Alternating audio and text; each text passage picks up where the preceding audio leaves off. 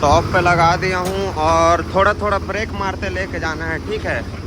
और ब्रेक इसलिए क्योंकि नहीं तो लोड गाड़ी है, पूरा ढकेल देगा। ये हमारा अंडरग्राउंड है, अंडर ब्रिज, ठीक है। तो अभी हम लोग उतर रहे हैं, उसका चढ़ाव पे दिखाऊंगा कि कितना स्ट्रगल होता है गाड़ी हमारा।